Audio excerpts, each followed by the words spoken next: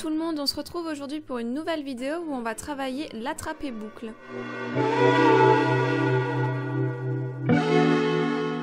Comme d'habitude, on va commencer par un échauffement, des étirements et enfin on travaillera la posture. Donc on commence avec des petits cercles pour les épaules, en avant, en arrière, 4 fois.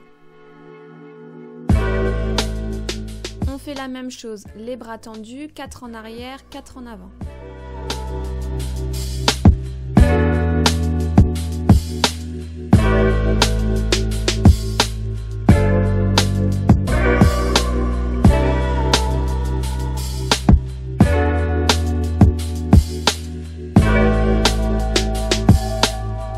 Un petit peu assouplir les épaules, donc on tend ses bras au-dessus de la tête, on va chercher loin derrière le plus possible.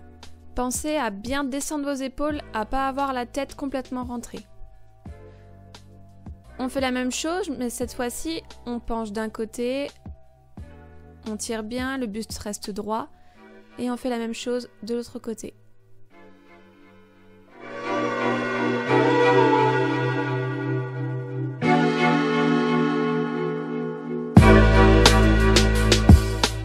On passe au dos avec la posture du chat et de la vache qu'on alterne. Donc quand on fait le dos rond, pensez à aspirer le nombril au maximum, à essayer de toucher le plafond.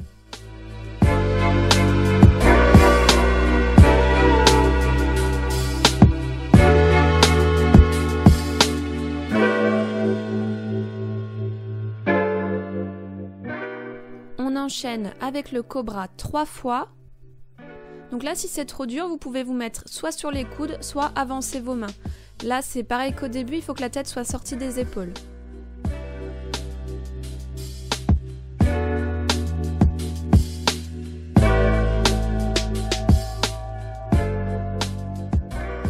N'hésitez pas à prendre vraiment plus ou moins de temps sur chaque étirement. Faites en fonction de votre corps, en fonction de ce que vous avez besoin. Voilà, moi, c'est vraiment une liste à titre indicatif. N'hésitez pas non plus à allonger un peu les phases de repos, voilà, parce que moi c'est vrai que je vais un peu vite pour éviter que la vidéo ne dure des plombes. Donc n'hésitez pas à rester un petit peu plus longtemps au repos.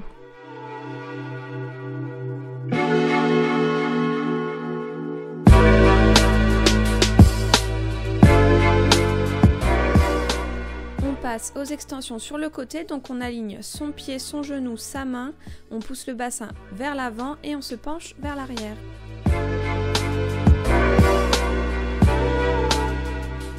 On change de côté.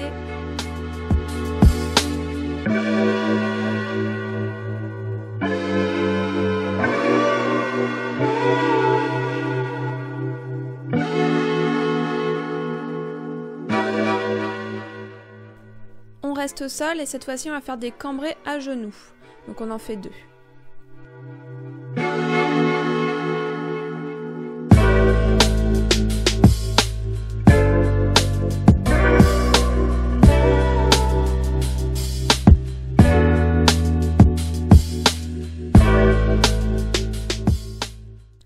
On passe très rapidement aux jambes, il faut étirer un petit peu le quadri, donc on fait une fente très rapidement, on étire derrière.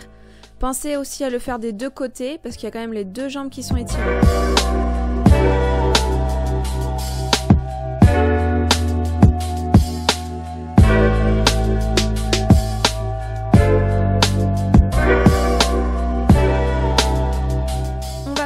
Aux choses sérieuses, donc on reste au sol et on va faire des battements pliés. Donc là le but c'est d'avoir le bassin qui reste quand même face au sol, la hanche ne se décale pas, les bras sont tendus et on essaye d'aller le plus loin possible. On peut remarquer que ma jambe est tendue au maximum le plus longtemps possible et c'est juste à la fin où elle plie.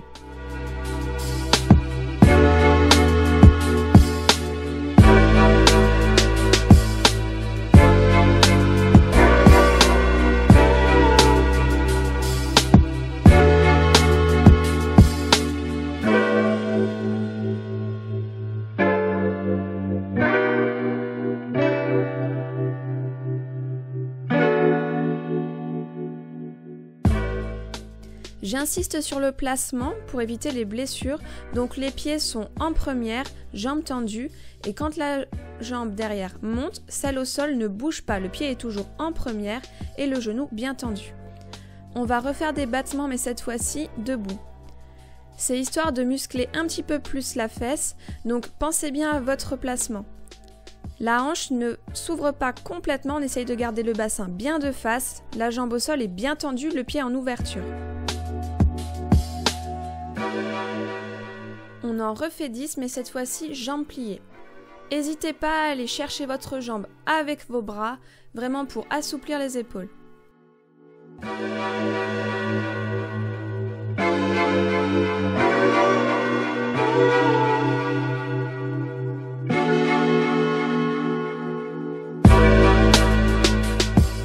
Je vous ai fait 2 niveaux, le premier c'est sans battement, donc on va aller attraper sa jambe, donc main ouverte face au plafond, on attrape l'extérieur de sa cheville